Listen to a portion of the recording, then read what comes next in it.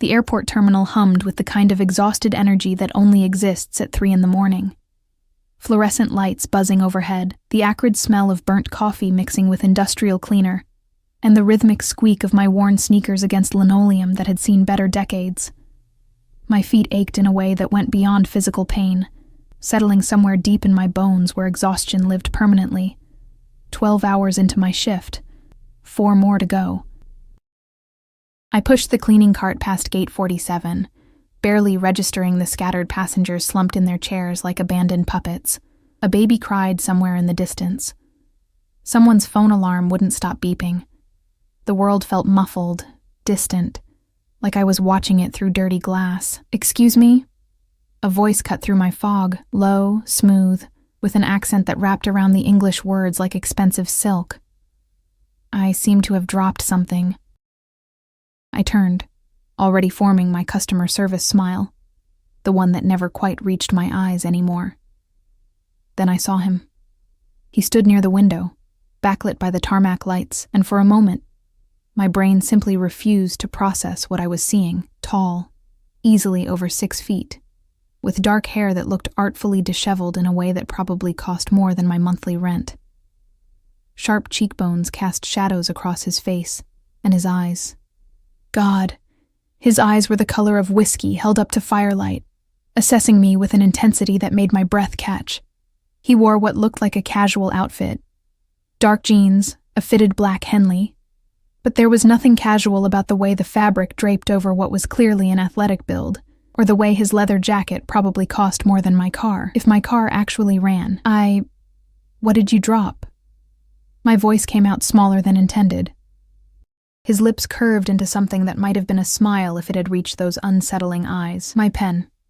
It rolled under your cart, I think. I blinked, looking down at the industrial cleaning cart that held nothing but dirty rags, spray bottles, and the crushed dreams of every night shift worker. Sure enough, wedged against the wheel was a pen, but not just any pen. Even in the harsh terminal lighting, I could see it was the kind of writing instrument that belonged in a museum, all gleaming metal and what looked like actual diamonds. Oh. I crouched down, my joints protesting, fingers reaching for the pen. The metal was cold, heavy, obscenely expensive against my calloused palm. As I straightened, I caught a whiff of his cologne, something dark and woody with notes of bergamot and danger. If danger had a smell. It probably did, and it probably smelled exactly like this. Thank you. His hand extended, and I noticed things I shouldn't have noticed. No wedding ring. Expensive watch, the kind with complications I couldn't name. A thin white scar running along his knuckles. Hands that had never pushed a mop or scrubbed a toilet. I placed the pen in his palm, careful not to touch his skin, but his fingers closed around mine anyway. The contact sent electricity up my arm, and I jerked back instinctively. You work hard. It wasn't a question. His eyes traveled over my faded uniform, lingering on the name tag that read, Emma, happy to help, in cheerful letters that mocked my exhaustion. How long is your shift? I should get back to work. Professional. Keep it professional. Don't think about how his voice makes your spine tingle. Don't notice how he's looking at you like you're something rare and interesting instead of invisible. Of course. He stepped back, but something in his posture suggested he wasn't used to people walking away from him. I'm waiting for a delayed flight, gate 52. Perhaps I'll see you again before I board. It should have sounded like a casual comment. It didn't. It sounded like a promise, or maybe a warning.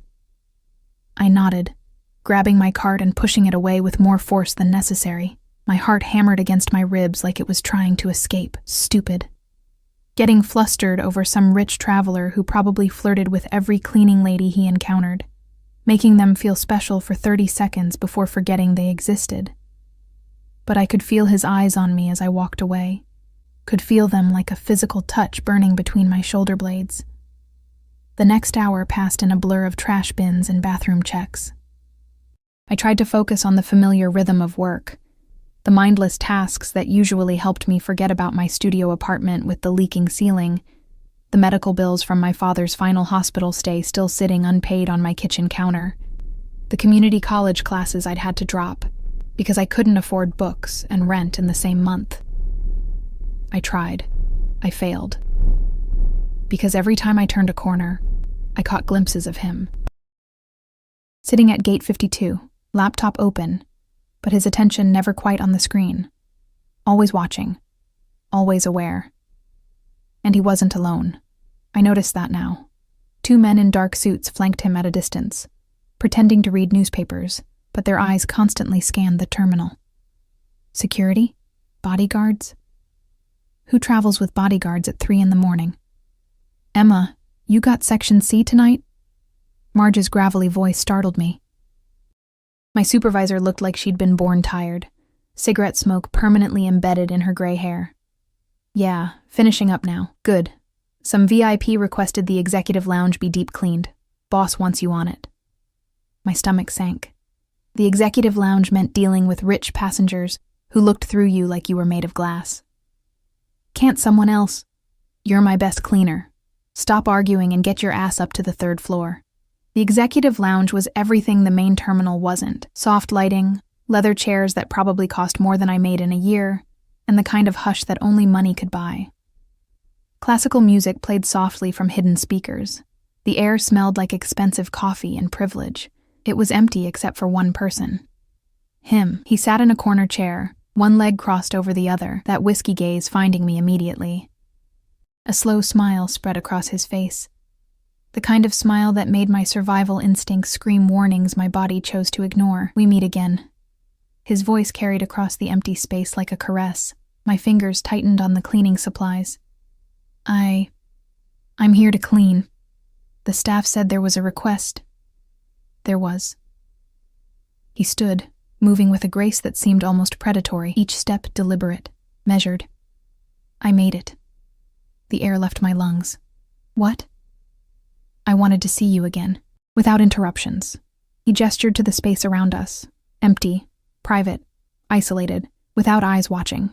Except his eyes were watching, devouring more like, taking in every detail of my cheap uniform, my tired face, my confusion. I don't understand. You can't just... People don't request private cleaning sessions. My voice wavered between professional protocol and pure panic. People don't. He stepped closer, and I caught that scent again.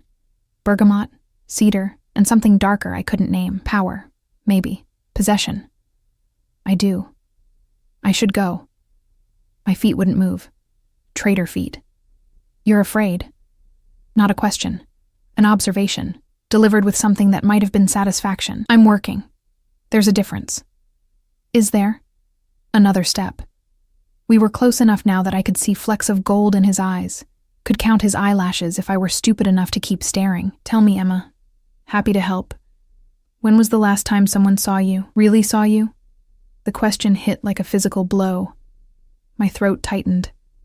You don't know anything about me. I know you work night shifts because they pay better and you need every dollar. I know you're educated.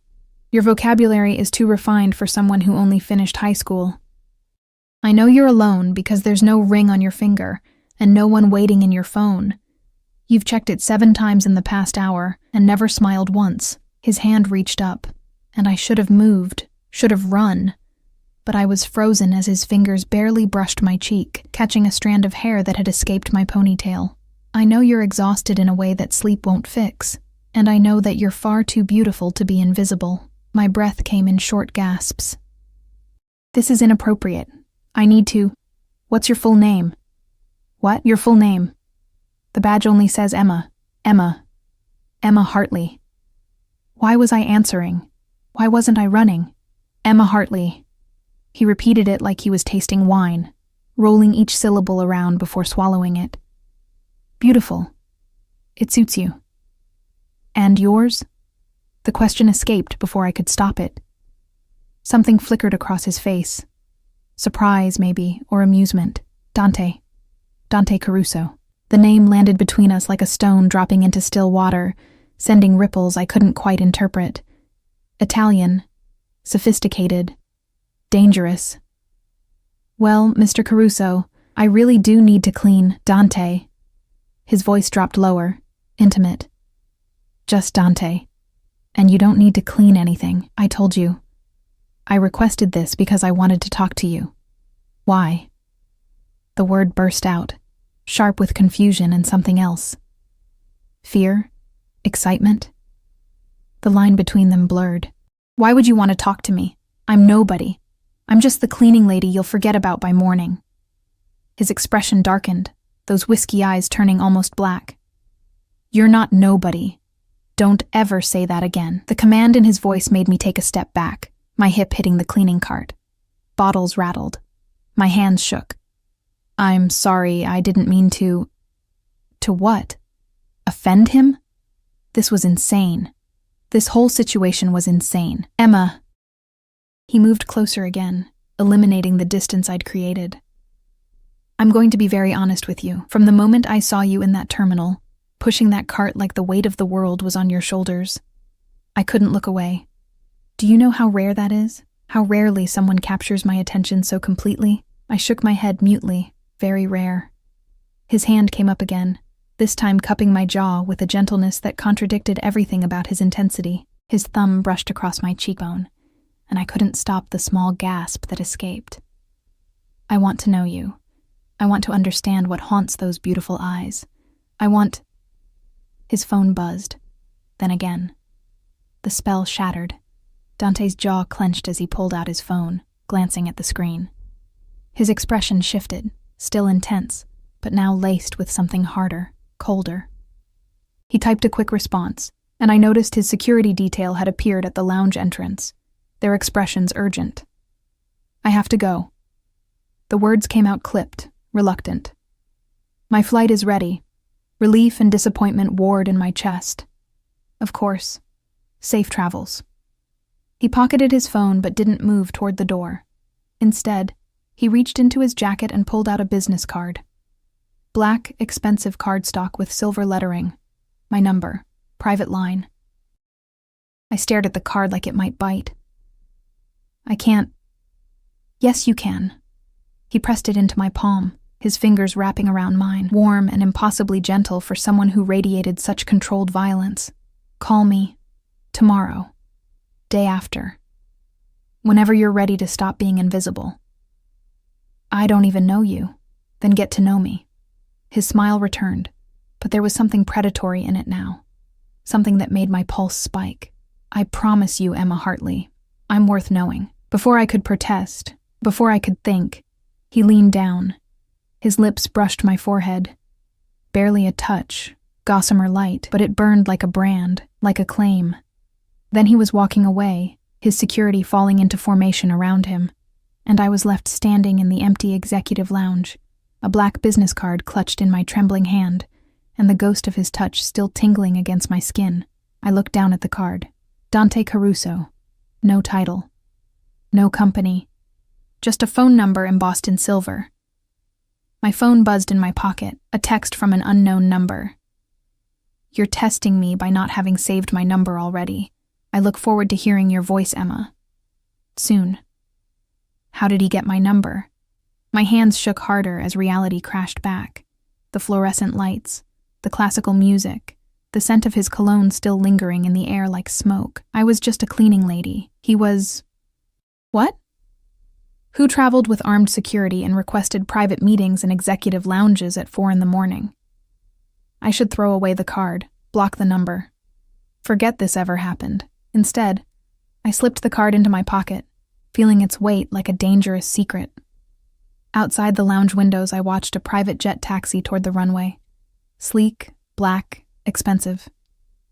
As it turned, I caught a glimpse of someone standing at one of the windows.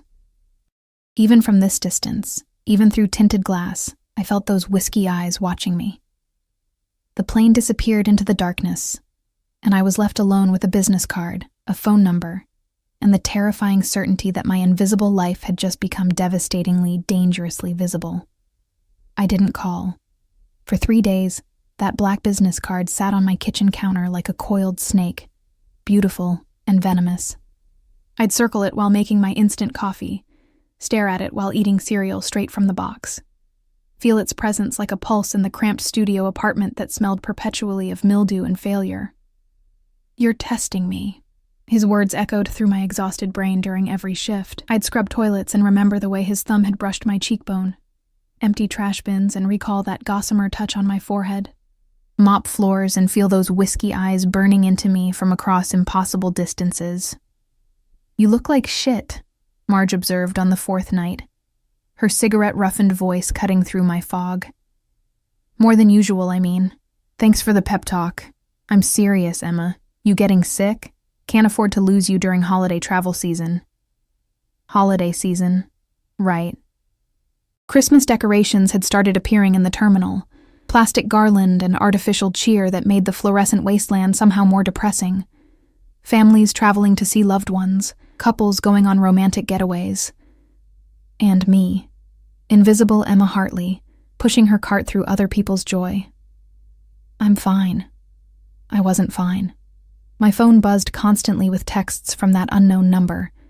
Never demanding, never crude, just persistent. "Good morning, Emma. I hope you slept better than I did. Thinking about you is becoming a dangerous distraction. 3 days. You're stronger than I anticipated. Or more stubborn. I'm not used to waiting. It's making me realize how much I want to hear your voice. I should have blocked the number, changed my own, filed some kind of complaint, though I wasn't even sure what the complaint would be. Rich stranger is interested in me? But I didn't block him. I read every message, sometimes twice, sometimes until my eyes burned and my chest ached with something I refused to name. The fourth night bled into the fifth morning. My shift ended at 7, and I stepped out into cold December air that bit through my thin jacket. The bus stop was 3 blocks away. My feet already hurt. My soul hurt worse. Emma Hartley. My name, spoken in that accent that turned syllables into silk. I spun around so fast I nearly dropped my bag. A black SUV idled at the curb, the kind with tinted windows and chrome that probably cost more than most people's houses. The back door opened, and Dante stepped out, looking like sin wrapped in a charcoal suit that fit him like a prayer. His hair was slightly damp, as if he'd just showered. His eyes found mine with the precision of a heat-seeking missile. "What are you doing here?" My voice came out strangled. "You wouldn't call." He said it simply, like his presence was the natural consequence of my silence. "So I came to you. You can't just... This is stalking. This is me making sure you're safe." He gestured to the SUV. "You were going to take the bus, alone, in the dark, through a neighborhood with a crime rate I researched extensively." "You researched?" Anger flared, hot and clarifying. "You have no right. I have every right to worry about someone I care about. You don't know me well enough to care about me." "Then let me fix that." He stepped closer, and God help me I didn't back away. "Have breakfast with me. 1 hour, just talk. If after that you want me to disappear, I will." "You'll disappear?" Skepticism dripped from every word. "Just like that?" Something flickered across his face. Pain, maybe. Or recognition of a lie he wanted to tell but couldn't. "I'll try." The honesty of it disarmed me more than any smooth promise would have. "I look terrible. I smell like industrial cleaner. I haven't slept properly and you look beautiful." He said it with such conviction that I almost believed him. "And I don't care about anything except hearing what you have to say without fluorescent lights humming overhead." A man in a dark suit stood by the SUV's driver door, watching us with the blank expression of professional security. Another man sat in the front passenger seat, his attention on the street rather than us. "Who are you?" The question finally emerged, heavy with all the fear I'd been suppressing. "Really?" Dante's jaw tightened. "Have breakfast with me, and I'll answer every question you have. Honestly, completely. Why should I trust you? You shouldn't." His brutal honesty caught me off guard again. "But you're going to anyway. Want to know how I know?" I couldn't speak, could barely breathe, because you feel it too, this pull, this inevitability. His hand reached out slowly, telegraphing every movement, giving me time to retreat. When I didn't, his fingers brushed mine. Barely contact. Everything contact. You've felt invisible for so long that now someone sees you, really sees you. And it terrifies you because terror is easier than hope. Tears burned behind my eyes. That's not fair. No, he agreed softly. Nothing about this is fair. But it's real, Emma. This connection is real. And you can walk away. Take your bus. Forget I exist. Or you can take 1 hour to see if I'm worth the risk. The pre-dawn air crystallized between us, sharp with cold and possibility. Behind him, the city woke slowly. Garbage trucks rumbling, early commuters shuffling past. The world continuing like my entire life wasn't balanced on the edge of a knife. 1 hour, I heard myself say. And you answer everything. His smile could have melted steel. 1 hour. Everything. The SUV's interior smelled like leather and luxury. I slid across seats that probably cost more than my yearly salary, hyper-aware of my cheap uniform against such opulence. Dante settled beside me, close but not crowding, though I felt every inch of space between us like static electricity. The driver pulled smoothly into traffic. No one spoke. The silence felt heavy with unspoken things, with promises and threats tangled together like barbed wire wrapped in silk. We drove through the city as it transformed from night to day, leaving behind the airport's industrial sprawl for neighborhoods that grew progressively more expensive. Brownstones became mansions. Chain-link fences became wrought iron. The people on the streets wore coats that actually kept them warm. Where are we going? My voice sounded small in the SUV's hushed interior. Somewhere private. Dante's eyes remained fixed on me, as if memorizing every detail. Somewhere we can talk without interruption. Alarm bells rang. I thought you meant a restaurant, a public... Emma. He shifted slightly, and suddenly his hand covered mine on the seat between us. Warm, solid, grounding. I meant what I said. 1 hour. Questions and answers. But I can't give you honest answers in a place where anyone might overhear. My life is complicated.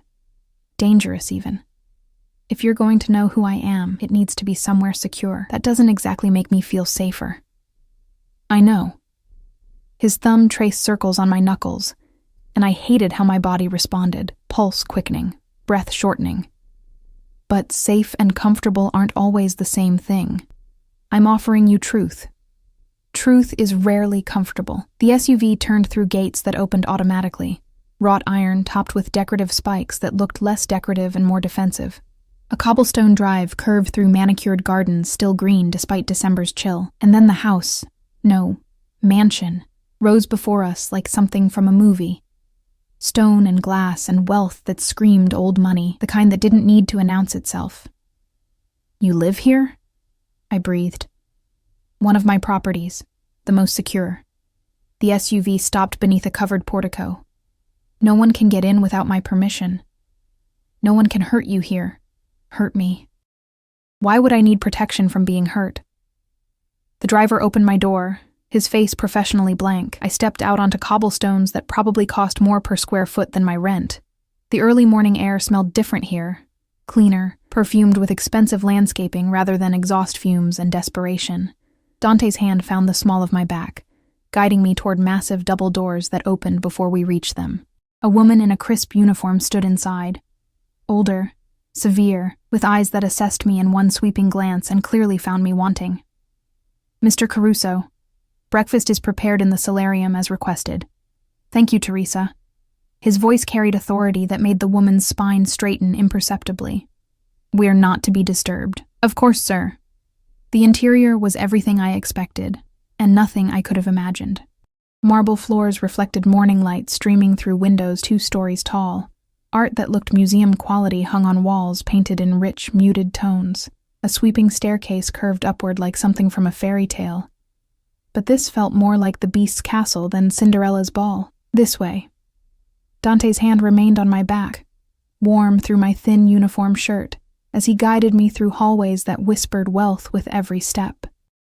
The solarium was a room made of glass and light, facing a garden where fountains played and winter flowers bloomed in defiance of season. A table was set for 2, actual china, crystal glasses, silver gleaming.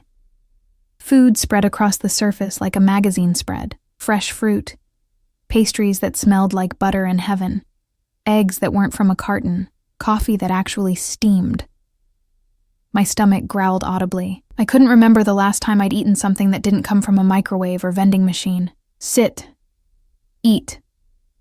Dante pulled out a chair.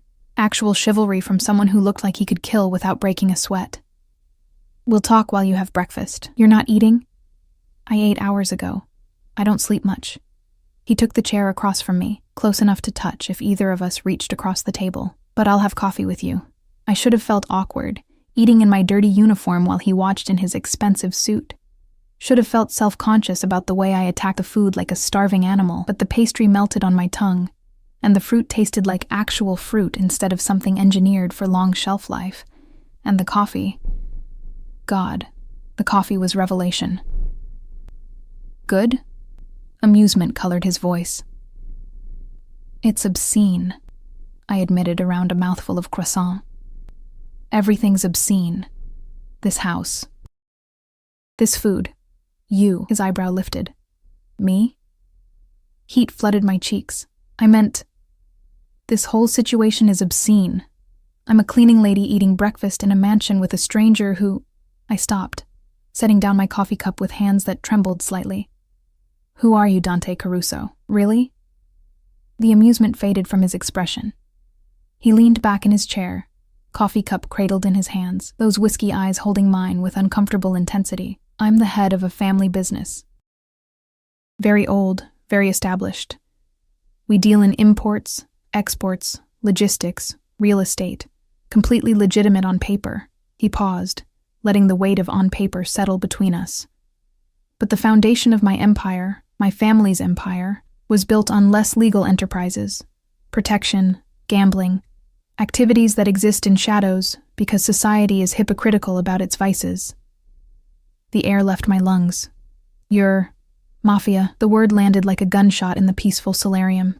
Though we prefer organization or family, Mafia sounds so dramatic.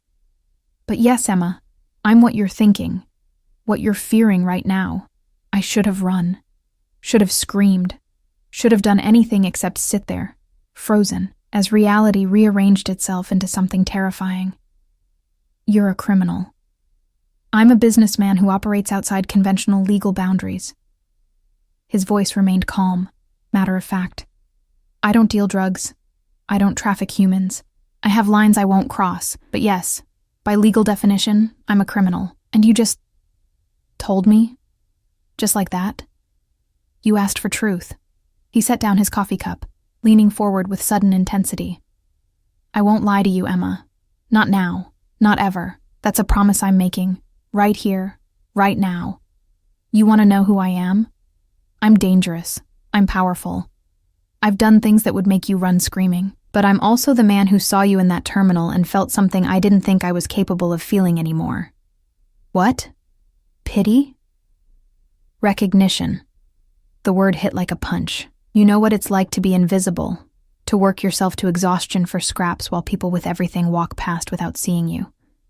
I know what it's like to be seen only for what you can do, what you can provide, never for who you are. We're both performing roles, Emma. Yours is just more honest than mine. I pushed back from the table, standing on shaking legs. I need to leave. This is insane. You're insane. I'm terrified. I know. He stood too, moving around the table with that predatory grace. But you're also intrigued, because for the first time in years, someone powerful isn't looking through you. They're looking at you, seeing you, wanting you. You don't want me. You want some fantasy, some project. I want you, Emma Hartley. He was close now. Close enough that I could see the gold flecks in his eyes, could smell that bergamot and cedar cologne that haunted my dreams. 26 years old. Father died 6 months ago from cancer. Dropped out of community college to care for him. Working night shifts because they pay an extra $2 an hour. Lives alone in a studio apartment on Fletcher Street with a leaking ceiling and neighbors who fight at 2 a.m. Allergic to shellfish. Reads thriller novels from the library because you can't afford to buy books. Wanted to be a teacher before life happened. Horror and violation warred in my chest. How do you know all that? I had you investigated. No apology in his voice. The moment you gave me your full name, I needed to know everything. I needed to know if you were dangerous, if you were sent by enemies, If you were real, you investigated me like I'm a criminal? I investigated you like you're someone who matters. His hand reached up, stopping just short of touching my face. And what I found was a woman who deserves so much more than what life has given her. A woman who's strong enough to survive but shouldn't have to merely survive. A woman I want to protect, to spoil, to possess. The word escaped before I could stop it. That's what this is. Not attraction. Possession. His eyes darkened, but he didn't deny it. Perhaps. Is that so terrible? To be possessed by someone who would burn the world to keep you safe? Yes! The word burst out, sharp with panic, and something else. Something that felt dangerously like excitement. That's exactly what's terrible about this. I'm not a thing to be possessed. I'm not some project for you to fix. You're right. His hand dropped. You're not. You're a person who deserves choice. So here's yours. I'll have my driver take you home. You'll never hear from me again. I'll erase my number from your phone. Disappear from your life as completely as I entered it. Or, you stay. You let me show you what your life could be. Not as my possession, as my partner. My equal in ways that matter, even if our worlds are oceans apart. His voice dropped lower, intimate. I'm offering you escape, Emma, not from your problems. I'll solve those regardless of your choice. Your father's medical bills, already paid. Your rent, covered for a year. Your car? Fixed and waiting at your apartment. The world tilted. What? You can't just... I already did.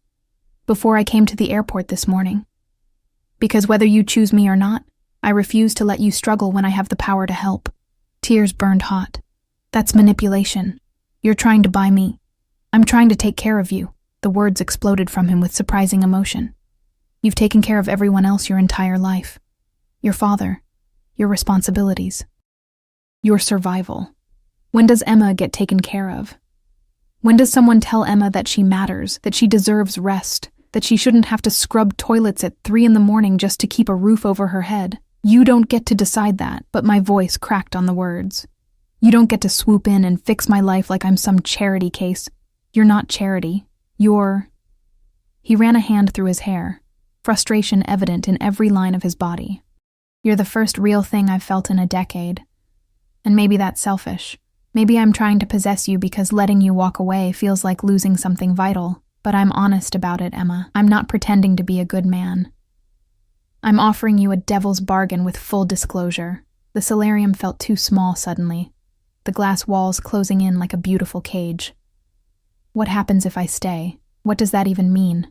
It means I court you properly, dates, conversations, getting to know each other beyond the circumstances that brought us together. And yes, it means I protect you, because my world is dangerous, and anyone associated with me becomes a target.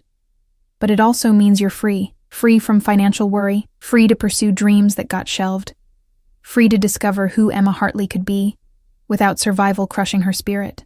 And in exchange, his smile turned predatory. You give me the chance to prove I'm worth the risk. To show you that darkness isn't always evil. Sometimes it's just honest about its nature. My phone buzzed in my pocket, probably Marge wondering why I wasn't answering her texts, the real world calling me back, demanding I return to fluorescent lights and aching feet and invisible existence. I looked at Dante Caruso, Mafia boss, dangerous man, someone who shouldn't want me and whom I definitely shouldn't want back. But I saw something in those whiskey eyes that terrified me more than his confession. I saw recognition. I saw hunger. I saw the same desperate loneliness that stared back at me from my bathroom mirror every morning. 1 month, I heard myself say. You get 1 month to prove this isn't insanity. But I keep working. I keep my apartment. I don't become dependent on you until I'm sure. Deal. He crossed the space between us before I could blink, his hands cupping my face with a gentleness that contradicted everything I knew about him. 1 month. But Emma? By the end of it, you're going to beg me to take care of you. That's not arrogance. That's a promise. Then his lips were on mine, possession and question tangled together, demanding and asking simultaneously. His mouth tasted like coffee and danger and something addictive I couldn't name. My hands found his jacket lapels. Whether to push him away or pull him closer, I couldn't say. When he finally pulled back, we were both breathing hard. "You're testing me," he whispered against my lips, echoing his own words from days ago. And I love it. Outside the solarium's glass walls, the sun had fully risen, bathing the garden in golden light that felt like a beginning or an ending or both at once. The first week of my deal with the devil passed in a blur of contradictions that left me spinning. Dante kept his word. I continued working my night shifts, continued living in my apartment with its leaking ceiling, continued my life as if nothing had changed. Except everything had changed. The medical bills that had haunted me for months vanished like smoke. My landlord suddenly became accommodating about repairs. My ancient car not only ran but purred like it had been reborn. And every night, without fail, a black SUV appeared at the end of my shift. "You don't have to do this," I told Dante on the third night, sliding into the leather interior that no longer felt quite so foreign. "I can take the bus." His expression in the dim light was unreadable. "Humor me. The thought of you alone on public transportation at dawn makes me—" He stopped, jaw clenching. "Humor me." So I did. Because arguing with Dante Caruso about my safety was like arguing with a mountain about moving. Immovable. Absolute. Slightly terrifying in its intensity. He took me to breakfast after each shift. Never the mansion again. Instead, small cafes that opened early, places with worn wooden tables and coffee that steamed in chipped mugs. Places that felt real, lived in. Nothing like the opulence of his world. "Tell me about your father," he said one morning, his fingers wrapped around a coffee cup, eyes intent on my face. The question caught me off guard. "Why?" "Because he shaped you. Because understanding him helps me understand you." He leaned back, that predatory grace evident even in stillness. "Because I want to know everything." So I told him. About my father's laugh that could fill a room. About how cancer had hollowed him out slowly, stealing pieces until only pain remained. About sitting by his hospital bed reading thriller novels aloud, because the stories distracted him from dying. He made me promise something, I heard myself say, staring at my own coffee, at the end. He made me promise I'd live, really live, not just survive, that I'd find someone who saw me as precious, not convenient. Smart man. Dante's voice was soft. What would he think of me? I looked up, meeting those whiskey eyes that always saw too much. He'd say you're dangerous, that I should run. And yet you're here. And yet I'm here. I couldn't quite explain why, even to myself.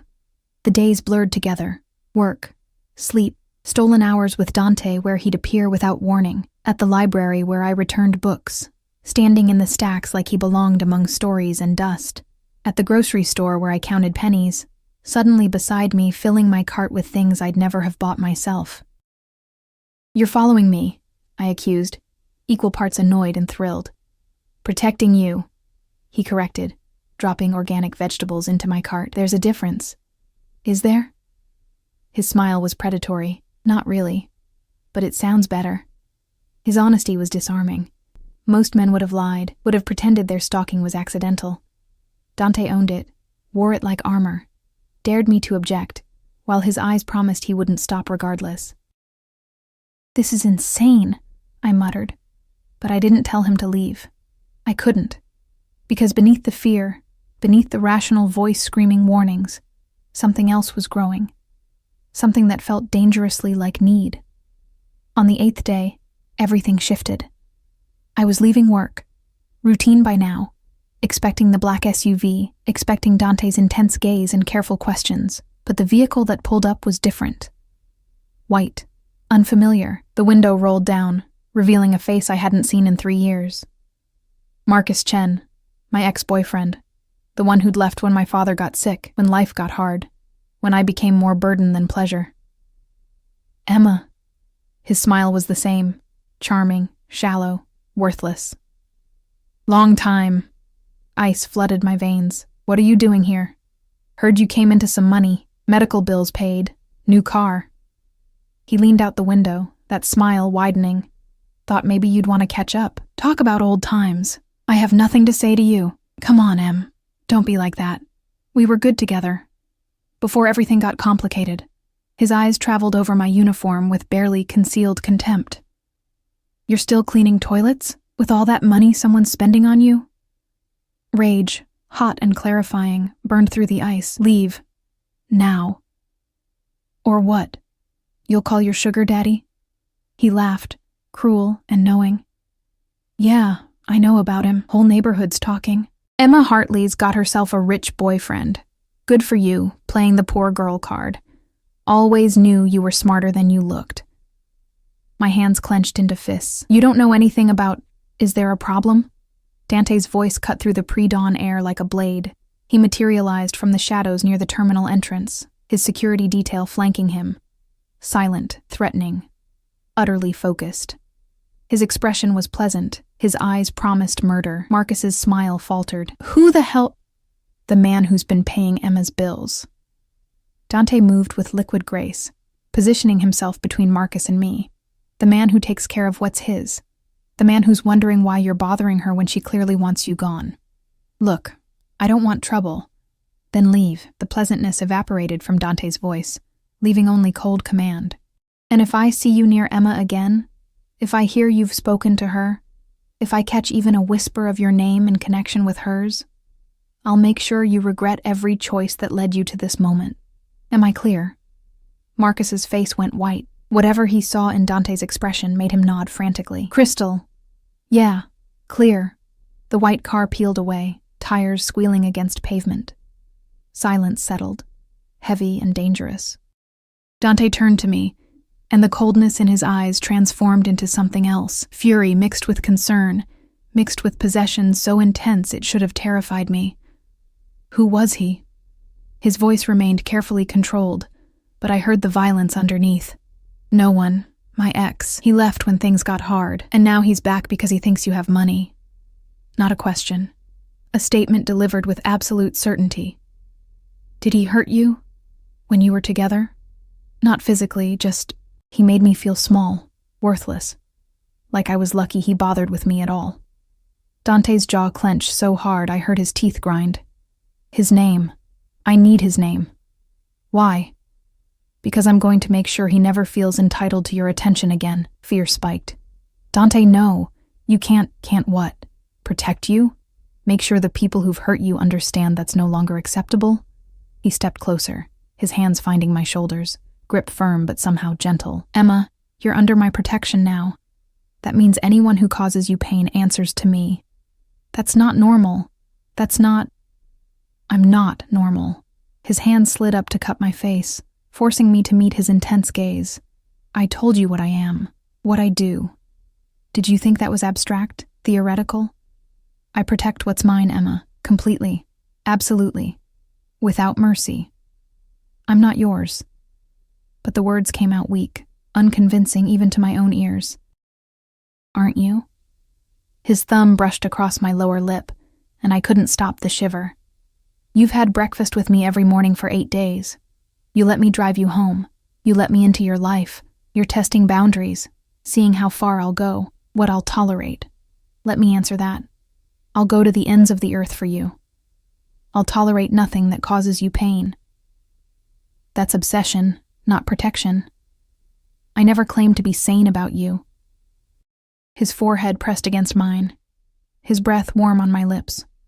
From the moment I saw you, exhausted and invisible and so beautiful it hurt to look at you, I knew. You're mine, Emma Hartley, whether you've accepted it yet or not.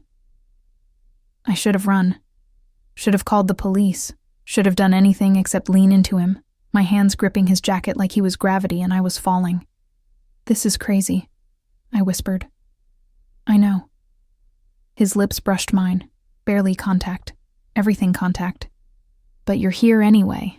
The kiss was different this time, deeper, hungrier. His tongue swept into my mouth like a conquest, claiming, possessing, making promises. His body pressed against mine. My back hit the terminal wall, his hands everywhere. My waist, my hair, my throat, touching like he needed to memorize every inch. Dante. His name was a gasp, a prayer, a surrender. Say it again. His mouth moved to my neck, teeth grazing sensitive skin. Say my name like that again. We're in public. I don't care. His hand slid under my jacket, palm flat against my spine, pulling me closer. Let them see. Let everyone know you're mine. Possession. Obsession. Madness.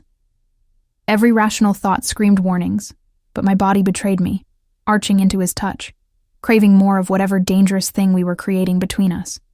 His phone buzzed. Then again. Reality intruded like cold water. Dante pulled back with visible reluctance, his breathing harsh. He checked his phone, and his expression darkened immediately. I have to go. Business, urgent. Okay. I tried to steady my voice, my heartbeat, my sanity. Marco will drive you home. He gestured to one of his security detail. Stay inside today. Don't go anywhere alone. Alarm flared. Why? What's wrong? Nothing you need to worry about. Just... He pulled me close again, his lips pressing against my forehead with desperate intensity. Promise me. Stay safe today. For me. Dante, you're scaring me. Good. His eyes met mine, deadly serious. Fear keeps you careful. Careful keeps you alive. Promise me, Emma. I promise. He left in a different SUV, black, bulletproof, surrounded by even more security than usual. I watched until the vehicle disappeared, a knot of dread tightening in my stomach. Marco, the driver, was a mountain of a man with kind eyes. Come on, Miss Hartley. Let's get you home.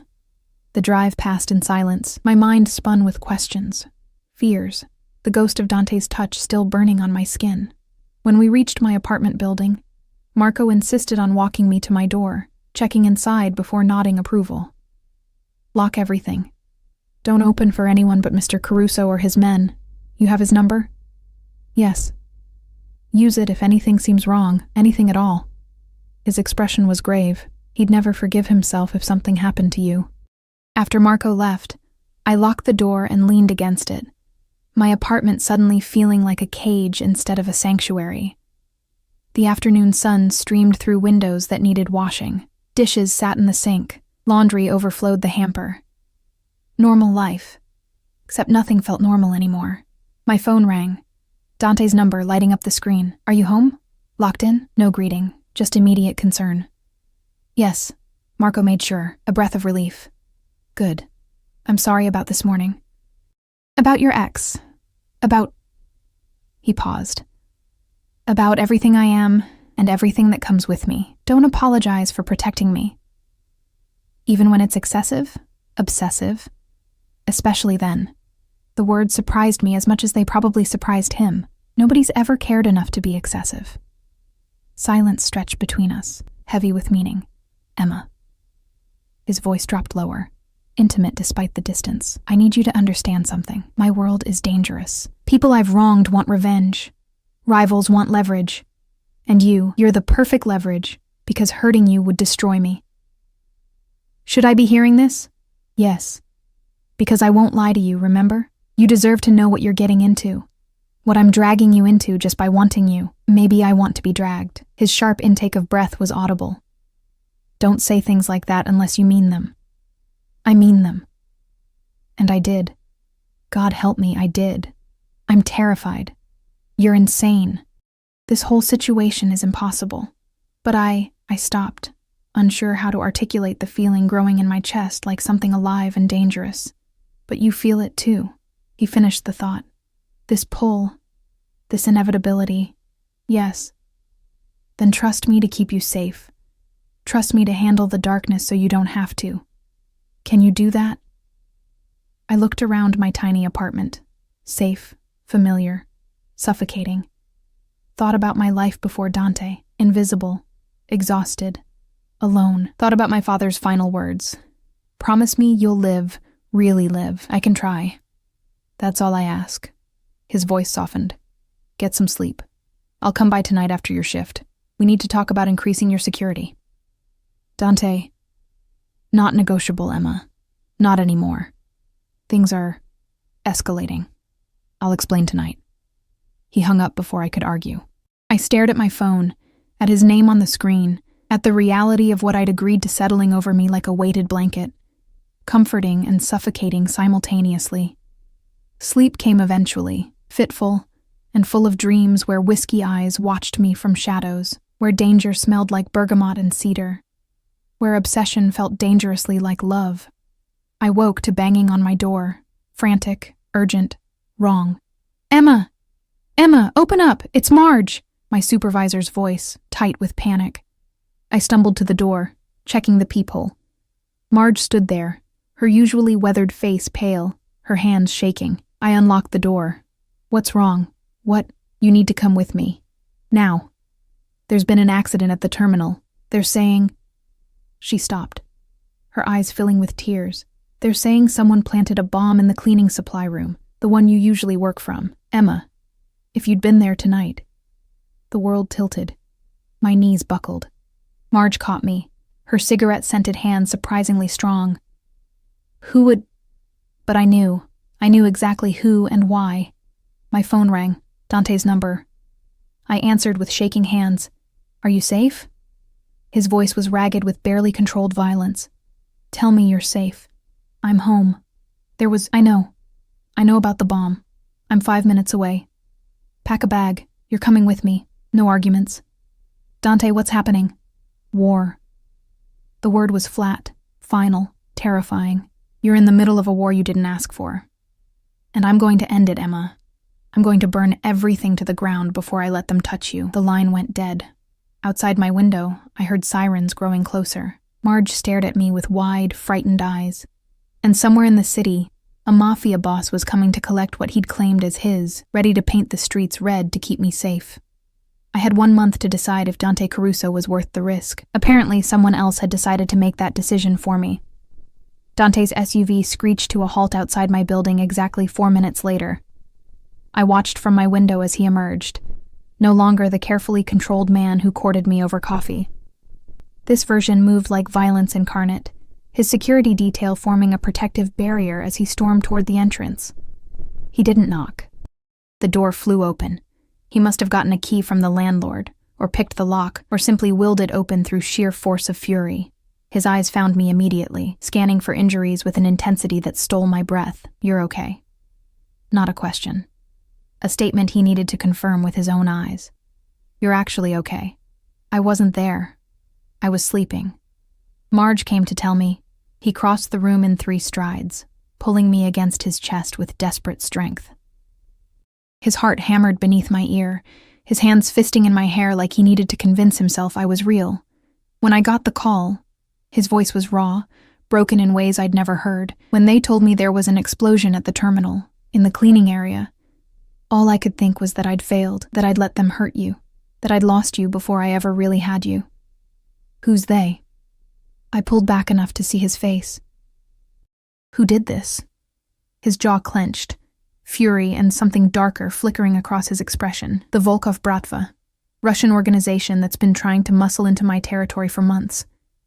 They must have been watching, saw me with you, decided you were the perfect target, terror crystallized in my veins. They tried to kill me to get to you. They tried to send a message. They failed." His hands cupped my face with devastating gentleness that contradicted the violence in his eyes. "But they won't stop, Emma. Not now. Not until I make them regret ever learning your name.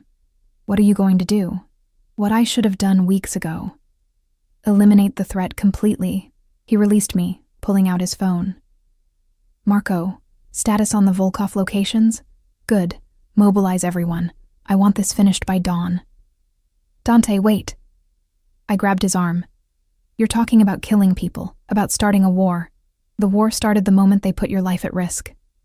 His eyes met mine, and I saw something terrible in their depths. Absolute conviction, zero remorse. "I told you what I am, Emma. I'm not a good man. I don't negotiate with people who threaten what's mine. I erase them." The casual way he said it should have horrified me. Maybe it did. But beneath the horror was something else. A primitive satisfaction that someone cared enough to burn the world for my safety.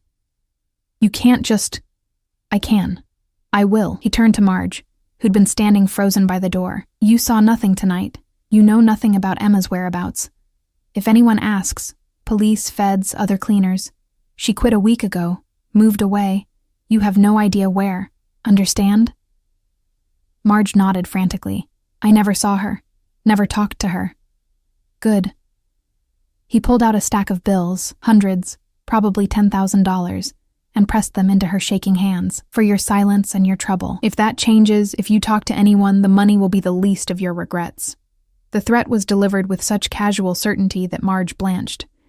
She stuffed the money in her jacket and practically ran from the apartment. We were alone. The silence felt apocalyptic. Pack. Dante's voice shifted to command. Essentials only. Everything else I'll replace. We leave in 5 minutes. Where are we going? Somewhere safe. Somewhere they can't touch you while I handle this. He moved through my tiny apartment with predatory efficiency, already assessing, cataloging, dismissing most of my possessions as irrelevant. Do you have a passport? Yes, but bring it. Bring any documents you can't replace. Birth certificate, social security card. Photos you care about. Everything else is expendable. My hands shook as I grabbed a duffel bag, stuffing it with clothes that suddenly felt absurdly mundane. Jeans, t-shirts, underwear. How do you pack when your life is being dismantled by forces beyond your control? The photo album. Dante's voice softened slightly. He'd found my small album on the bookshelf. Pictures of my father, my childhood, the life before everything fell apart. This matters to you. Bring it. I took it with numb fingers, tucking it carefully into the bag. 5 minutes of packing to leave behind everything I knew. 5 minutes to step fully into Dante's world with no possibility of return. I'm scared. The admission escaped before I could stop it. He was there immediately, his hands on my shoulders, his forehead pressed to mine. I know. And I'm sorry. I'm so goddamn sorry that my life has infected yours, that my enemies became your enemies just because I couldn't stay away from you. Do you regret it? Meeting me? Never. The word was absolute. Even knowing it put you in danger, even knowing what's coming, I'd do it again. I'd do it 1,000 times, because you're mine, Emma, and I protect what's mine with everything I am. His phone buzzed. He checked it, his expression darkening further. They hit one of my warehouses. Retaliation for me pulling you out. They're escalating. Because of me. Because they're idiots who think they can challenge me and survive. He grabbed my bag, slinging it over his shoulder. Come on. The longer we stay, the more risk. The hallway was eerily empty as we descended. Dante's security had already cleared the building, positioned at strategic points, weapons barely concealed. This was military precision, organized violence. The machine of his empire functioning with terrifying efficiency. The SUV waited, engine running, surrounded by 3 other identical vehicles. A convoy, an army mobilizing for war. Which one? I asked. Middle vehicle. The others are decoys in case they try to follow. He helped me inside, sliding in beside me. The door closed with a heavy thunk. Bulletproof, I realized. Armored. Built to withstand attacks. We pulled away from my building, from my old life, from everything familiar. I watched through tinted windows as my neighborhood disappeared, replaced by increasingly affluent streets, then highways, then roads I didn't recognize. Where are we actually going? I asked after 20 silent minutes. My estate outside the city, 40 acres, completely secured, state-of-the-art surveillance. Nothing gets in or out without my knowledge. He reached for my hand, his fingers interlacing with mine. You'll be safe there while I handle the Volkov situation. How long will that take? As long as necessary. His thumb traced circles on my palm. Could be days. Could be weeks. Depends on how quickly they accept their defeat. And if they don't accept it? His smile was all predator. Then they die slowly instead of quickly. The casual way he discussed murder should have repulsed me. Instead, I found myself squeezing his hand tighter, drawing comfort from his absolute certainty. He was a monster, but he was my monster, standing between me and other monsters who wanted me dead. The estate appeared through morning fog like something from a Gothic novel. Sprawling stone mansion surrounded by walls that looked decorative, but were clearly defensive. Guards patrolled the perimeter, cameras dotted every angle. This wasn't just a home, it was a fortress. Welcome, Dante said softly, to the only place in the world where you're completely untouchable. Inside, the house was as opulent as I remembered from the solarium breakfast, but now I noticed details I'd missed. Panic rooms disguised as closets, security monitors hidden in artwork, the subtle bulges under servants' jackets that suggested weapons. Everyone here was armed. Everyone here was ready for war. Teresa will show you to your room. Dante gestured to the severe woman who'd served us breakfast before. Rest, eat, do whatever you need. I have to go handle business. Wait. I caught his arm before he could leave. When will you be back? Something flickered across his face. Surprise that I cared, maybe, or satisfaction. Late tonight, maybe tomorrow morning. Depends on how the meetings go. Meetings. I tried not to picture what his meetings actually entailed. Right. He pulled me close, his kiss fierce and claiming, tasting like desperation and ownership. Don't leave the estate. Don't trust anyone except Teresa and Marco. And Emma?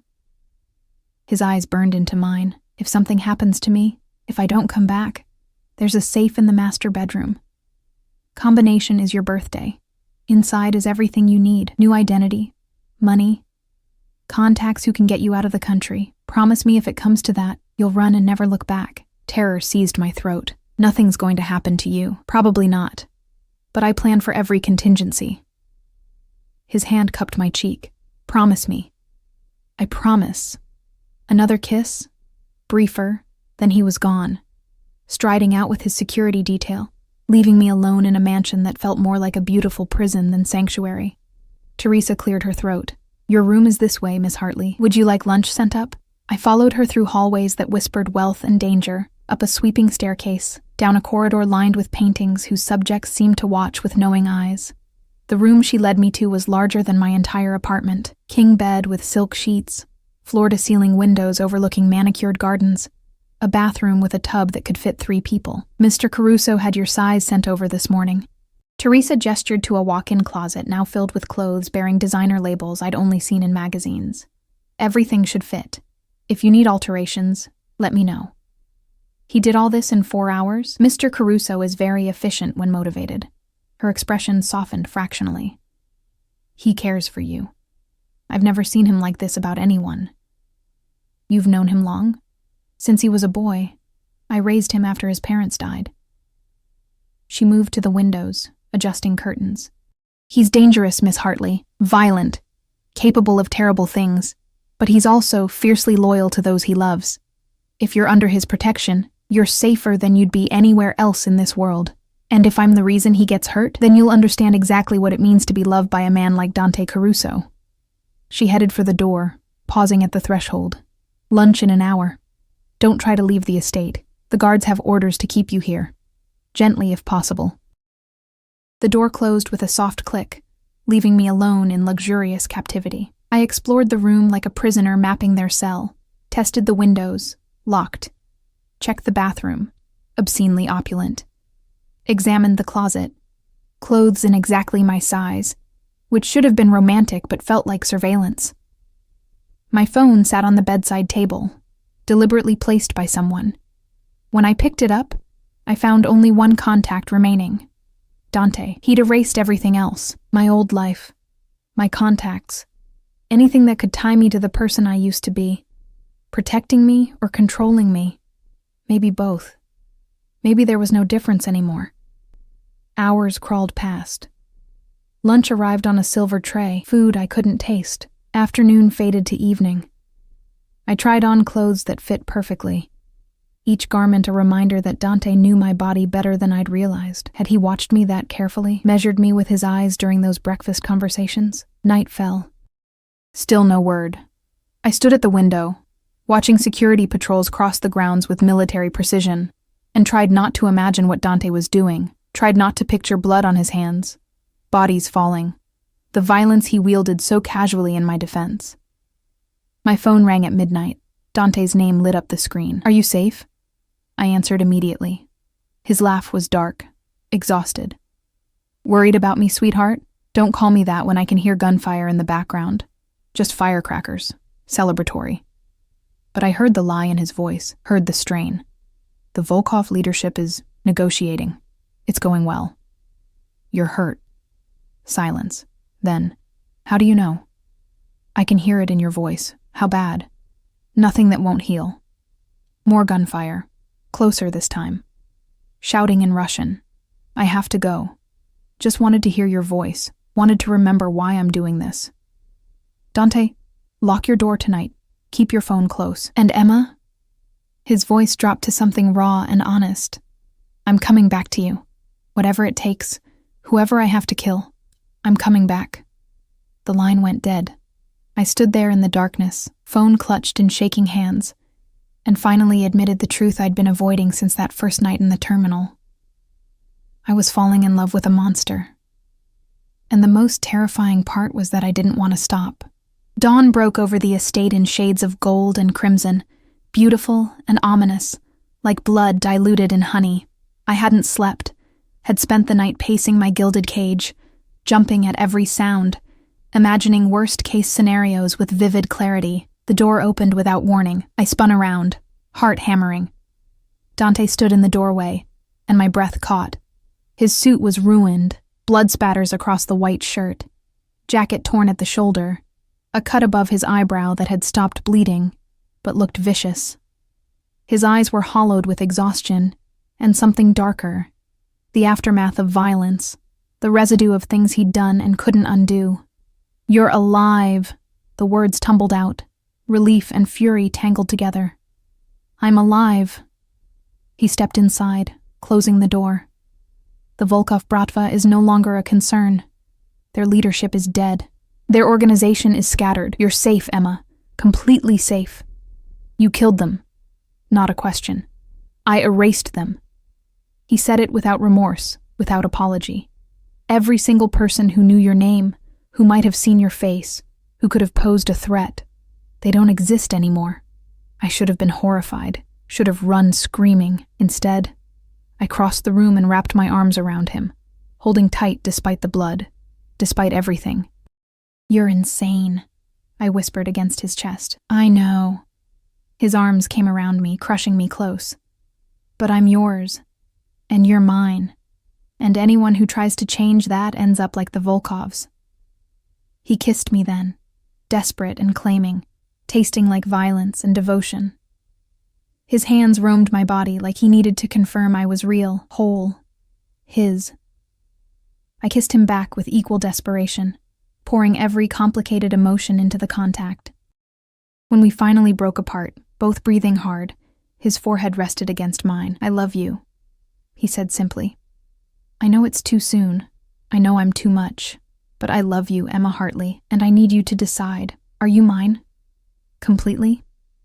Or do I let you go before I drag you deeper into the darkness? I looked into those whiskey eyes that had seen me from the first moment, that had made me visible when the world looked through me. Thought about my father's dying words about living, really living. Thought about the choice before me, safety in invisibility or danger in being seen, cherished, possessed by someone who would burn the world to keep me safe. I'm yours, I whispered. God help me, I'm completely yours. His smile was triumphant, possessive, absolutely devastating. Then let me show you exactly what that means. Bloco 5, Final. 3 months later, I stood in front of floor-to-ceiling windows in what had become our bedroom, no longer just Dante's but ours, watching spring transform the estate gardens into something impossibly beautiful. Cherry blossoms drifted like pink snow. Fountains sparkled in morning light. The world outside these walls continued spinning, but inside, time moved differently. I'd stopped working at the airport the night of the bombing, stopped pretending I could maintain my old life while living in Dante's world. The transition hadn't been easy. I'd fought him on it, insisted I needed independence, needed to feel like more than just his protected possession. Then go back to school, he'd said simply, pulling up university websites on his laptop. Finish your degree, become the teacher you wanted to be, but do it without exhausting yourself, without choosing between dreams and survival. So I had. I was enrolled at the state university, taking education classes, rediscovering the person I'd buried under years of mere survival. Dante had been right. Freedom from financial desperation allowed me to actually live instead of just exist. But it hadn't all been easy adjustments and romantic gestures. The nightmares came first, vivid dreams of bombs, of men with guns, of Dante not coming back from one of his business trips. I'd wake screaming, and he'd be there immediately, pulling me against his chest, whispering promises in Italian I didn't understand but felt in my bones. "I've got you," he'd murmur into my hair. "Always. Nothing's taking you from me." Then came the reality of his world seeping into mine. The armed guards who followed me to campus. The background checks on every friend I made. The way people looked at me once they realized who I belonged to. Fear, respect, calculation. "They're using you," I'd accused Dante after a study group invitation turned out to be someone's daughter trying to get her father's gambling debts forgiven. "Everyone wants something from you through me." His expression had darkened dangerously. "Then I'll make it clear that using you has consequences. Permanent ones. You can't threaten everyone who talks to me. Watch me." We'd fought about it. Spectacular, volatile arguments where my frustration collided with his obsessive protectiveness. He'd accused me of being naive about human nature. I'd accused him of being paranoid and controlling. Both of us were right. Both of us were impossible, but we always came back together, always ended up tangled in each other. His hands in my hair, his mouth on mine, whispering apologies and promises and dark, possessive words that shouldn't have made me melt, but absolutely did. "You're mine," he'd growl against my throat. Every breath, every heartbeat, every thought in that beautiful head.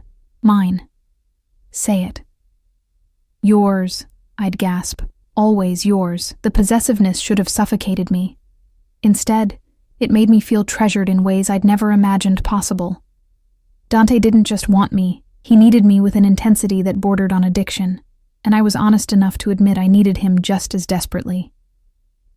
My phone buzzed on the dresser, Dante's name lighting up the screen. He'd left early this morning for meetings I didn't ask about, wearing a suit that cost more than most cars, and an expression that promised violence to someone. "Hey," I answered, unable to keep the smile from my voice. "How's my girl?" The rough affection in his tone never failed to make my stomach flip. "Your girl is trying to write a lesson plan and getting distracted by the obscene luxury you insist on surrounding her with." His laugh was dark and satisfied. "Good. You should be distracted by thoughts of me. I'm certainly distracted by thoughts of you." Dante. Warning and invitation tangled in his name. "I'll be home by noon. Wear the green dress. We're going out." "Where? You'll see. Trust me?" I looked around our bedroom, at the life we'd built from violence and obsession and something that had grown into genuine, terrifying love. "Always. That's my girl." He paused, and I heard voices in the background, tension creeping into his tone. "I have to go. Stay on the estate today. Marco and Teresa are there if you need anything." "Is everything okay?" "Everything's fine. Just some loose ends to handle." The lie was smooth, practiced. "I love you, Emma. I love you too." The call ended, leaving me staring at my phone with familiar unease. Loose ends in Dante's vocabulary usually meant something violent, something he shielded me from but couldn't entirely hide. I'd learned to read the signs, the tension in his shoulders when he returned home, the blood he thought he'd washed away but lingered under his fingernails, the darkness in his eyes that took hours of holding me to fade. I was in love with a monster, but he was my monster, and I'd stopped trying to reconcile that contradiction. The morning passed slowly. I worked on my lesson plan, teaching methods for elementary students, innocent and normal and surreal given my current reality. Teresa brought lunch on a silver tray, her expression unreadable. "Mr. Caruso called. He'll be delayed. Dinner instead of lunch." Something in her tone made my spine straighten. "Is he in danger?" "Mr. Caruso is always in some danger, Miss Hartley. It's the nature of his position." She set down the tray with precise movements. "But he's also very good at surviving. 20 years in this life, and he's never lost a fight that mattered." "What about fights that didn't matter?" Her expression softened fractionally. "Those he walked away from. For you." He's changed since you came into his life. Softer in some ways, more dangerous in others. How can he be both? Because now he has something worth protecting beyond his empire. You make him vulnerable, Miss Hartley. And a vulnerable Dante Caruso is far more lethal than an invincible one. She left before I could process that, leaving me alone with lunch I couldn't eat and thoughts that spiraled into worry. Hours crawled past. I tried reading. A thriller novel that felt absurdly tame compared to my actual life. Tried studying. Tried not checking my phone every 30 seconds for updates that didn't come. 4 o'clock became 5. 5 became 6. Still no word. At 7, I called him. The phone rang once before going to voicemail. Disconnected or declined. My stomach dropped. Marco! I found Dante's head of security in the kitchen, talking quietly with 2 other guards. Have you heard from Dante? His expression was carefully neutral. Not in the past hour, Miss Hartley. But that's not unusual during negotiations. What negotiations? What's really happening? I can't discuss Mr. Caruso's business with you. His orders. Frustration burned hot. I'm not some child to be protected from reality. If he's in danger, if Mr. Caruso is in danger, there's nothing you can do except wait here where he knows you're safe. Marco's voice gentled slightly. That's the hardest part about loving a man like him, Miss Hartley. Learning to trust that he'll come back. I wanted to scream. Wanted to demand answers. Wanted to storm out and find Dante myself. But I was trapped. By his protection. By my own helplessness in his violent world. By the terrible understanding that my presence might make things worse instead of better. So I waited. Paced the bedroom until my feet ached. Watched the sun set in colors that reminded me of blood and fire. Tried not to imagine worst-case scenarios that played like horror movies behind my eyes. At 9:30, I heard vehicles on the drive. Multiple engines. Urgent movements. My heart hammered as I ran to the window. 3 SUVs pulled up to the entrance, and my breath stopped entirely. Dante emerged from the middle vehicle. Alive, upright, but clearly injured. His left arm hung at an odd angle.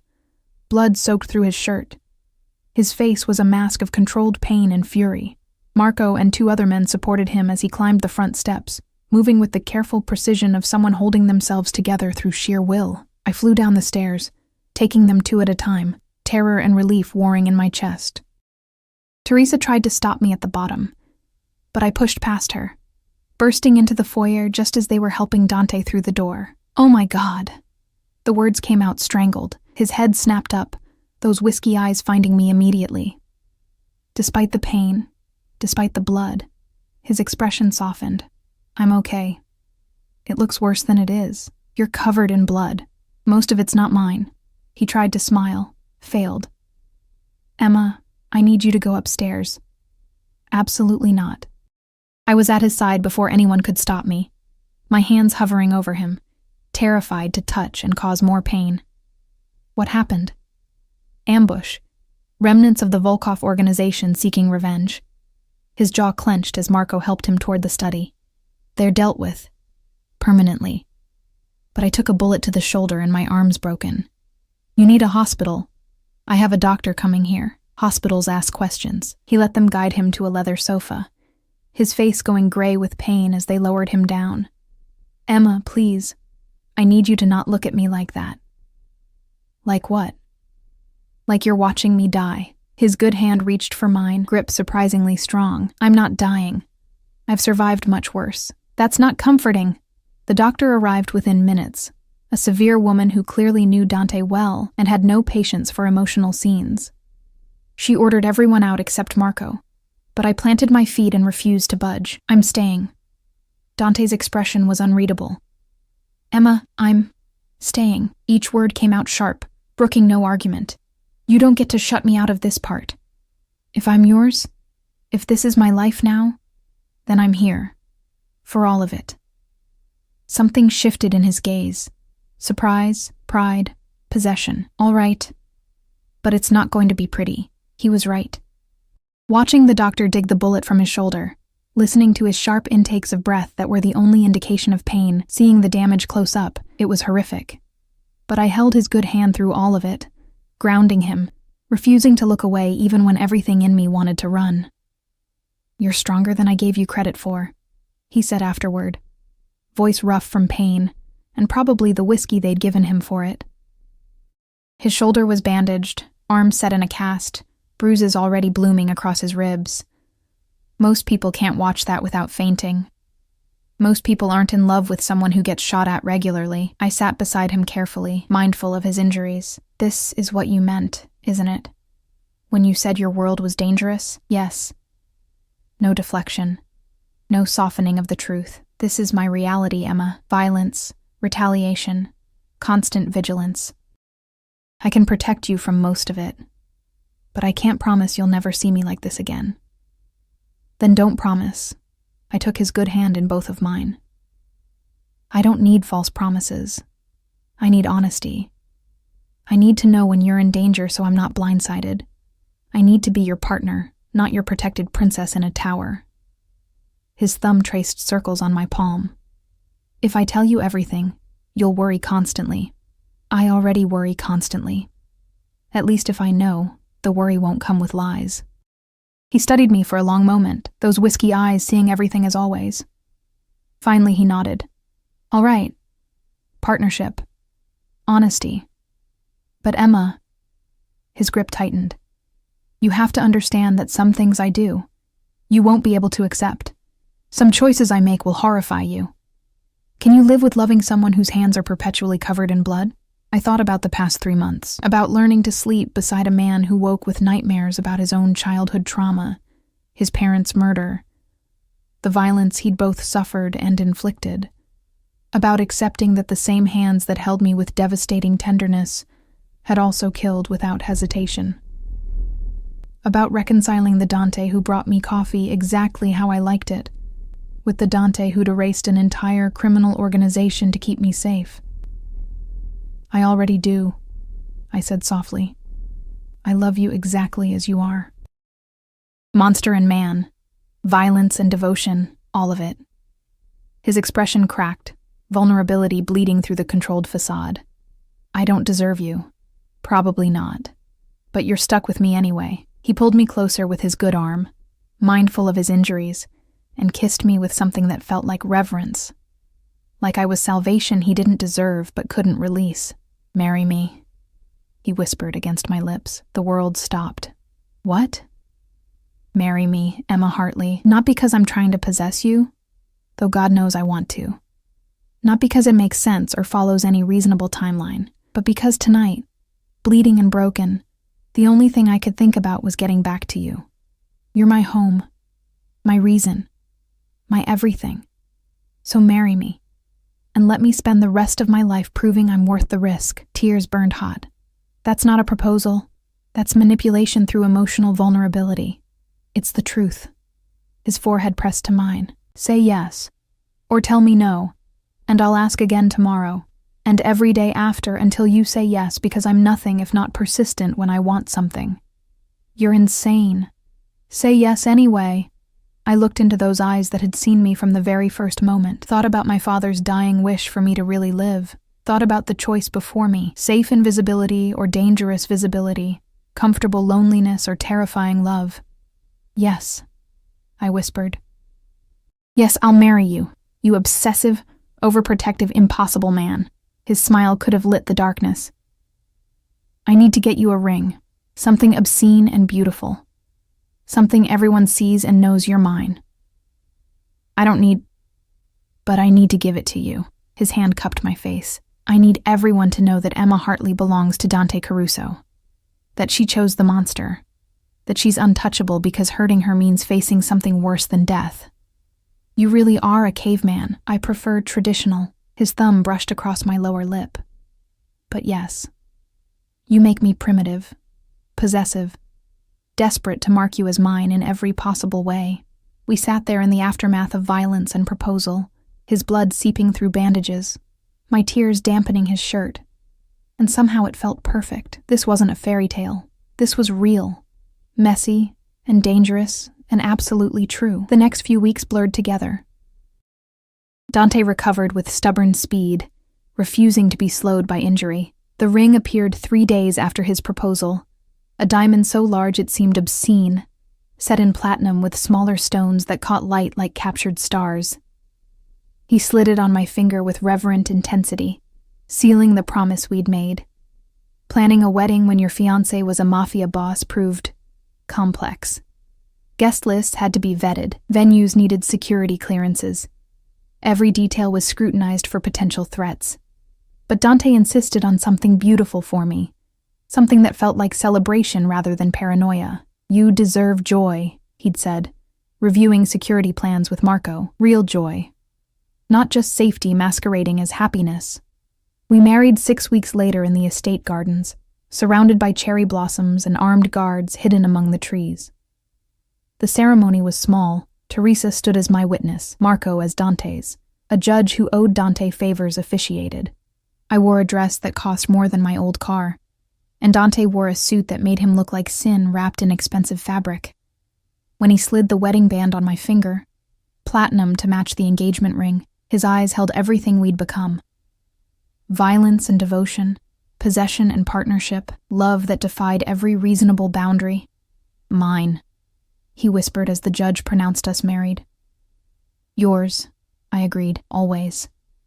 The reception was larger.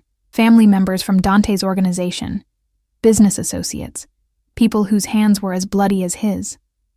They looked at me with curiosity, respect, calculation. I was no longer invisible Emma Hartley, cleaning lady. I was Emma Caruso, wife of one of the city's most dangerous men. "How does it feel?" Teresa asked during dinner, her severe expression softer than usual. "Being visible?"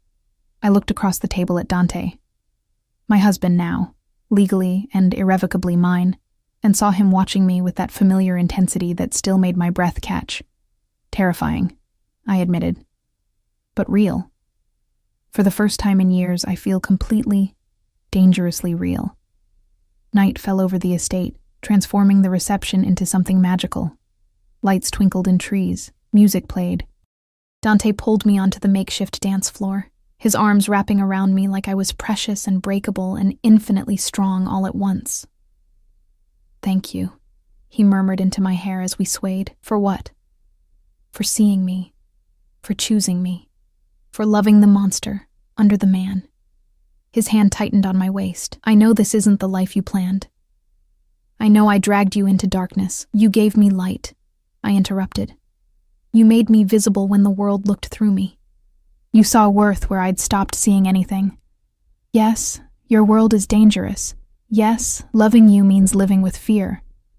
But it also means living, really living, instead of just surviving." His kiss tasted like promise and possession and home. We danced until stars scattered across the sky like diamonds, until guests departed, until only us remained in gardens that smelled of cherry blossoms and new beginnings. Later, in our bedroom, truly ours now, Dante laid me on silk sheets with devastating gentleness. His hands roamed my body with reverent possession, mapping every curve, claiming every inch. When he finally made love to me as husband to wife, it felt like sealing something sacred and profane all at once. "I love you," he whispered against my throat, my shoulder, my lips, obsessively, completely, forever. "I love you," I gasped, nails digging into his shoulders. "My monster. My home." Afterward, we lay tangled together. His hand splayed possessively over my stomach, my head on his chest listening to his heartbeat steady and strong. "I never thought I'd have this," he admitted into the darkness. "Love, partnership, someone who knows what I am and loves me anyway. I never thought I'd be seen," I countered. "Really seen, not just noticed. You gave me that. We gave each other that." His arms tightened. "You're my salvation, Emma Caruso. The light in my darkness. The reason I'll keep fighting, keep surviving, keep being the monster when necessary. Because I have something worth protecting that's worth any sin." I smiled against his chest, feeling the rightness of it settle into my bones. This wasn't a fairy tale. This was better, real and complicated and absolutely true. 6 months into marriage, I stood at the same windows where this part of my story had begun, watching gardens bloom with summer color, My hand rested on the subtle swell of my stomach. 3 months pregnant, carrying the future we were building from violence and devotion. Dante appeared behind me, his arms wrapping around me, hands covering mine over our growing child. "What are you thinking about?" he asked softly. "That night in the terminal, when you dropped your pen and looked at me like I was something rare instead of invisible." I leaned back into his warmth. If someone had told me that moment would lead here, to you, to this life, to us, I never would have believed them. Would you have run if you'd known? I thought about it honestly, about the violence and danger and obsessive possession, about the love and security and finally being seen. "No," I said finally.